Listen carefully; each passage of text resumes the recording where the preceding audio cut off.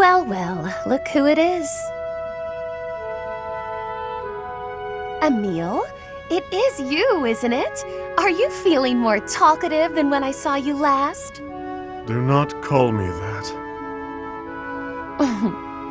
Oh, look at you. From professor at the Officers' Academy to an Imperial General. Though you seem idle enough now, might you spare a moment for a proper apology? Could you not have even informed me when dear Mercedes left House Bartels? To say nothing of the scandal you caused. Granted, I can hardly blame you, that family being what it was. But did it never occur to you that I ought to have been consulted? We've only known each other since childhood. Such callousness, such rank insensitivity. Emil, are you listening? You think you can escape? I won't be denied this time. You may think yourself skilled with a blade, but remember that my spell work is peerless. Dealing with you would be no more than a murmured word and a flick of a finger.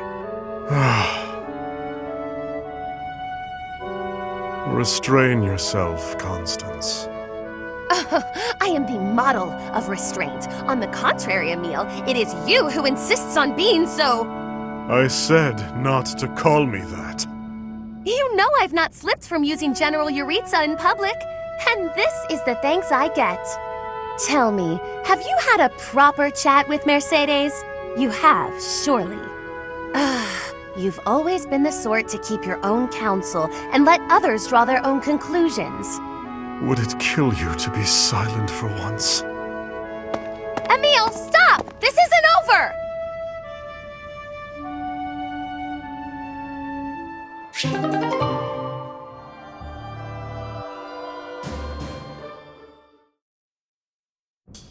Hey. Did you send for me, Emil? Stop gossiping about me. Gossiping? About you? Oh, you wound me, Emil. So what if your name falls from my lips now and then? If you speak of my past, there will be consequences. I am aware. I have been silent regarding you secretly being of House Bartels. No, when I speak of you, I bandy gentler truths, such as your fondness for kittens and ice cream. All the silly little details that make you seem human.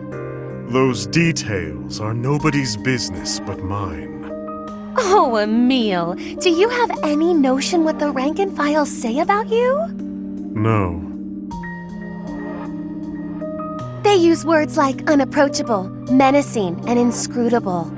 Regardless of your skill with the blade, fighting a war as if it were a long series of duels will end in death. And that is why I do what I can to ingratiate you with the soldiers you lead. No thanks necessary. I see you are still unhappy with me. Whatever do you mean? The battlefield is solitary in the end. I've no interest in camaraderie with soldiers.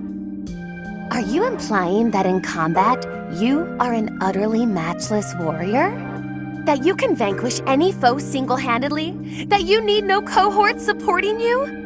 How perfectly presumptuous! Even I can admit my reliance upon others. While you fight, who stands beside you to gauge the tide of battle? Who eliminates the archers aiming for you?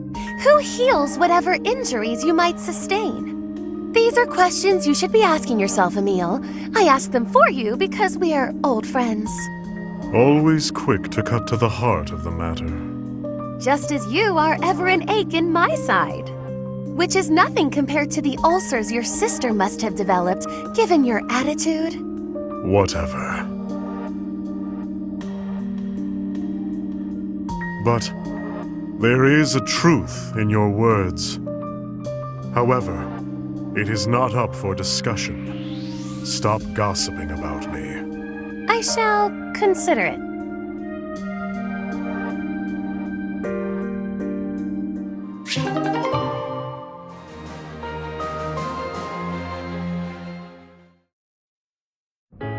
I must thank you, Emil. Why?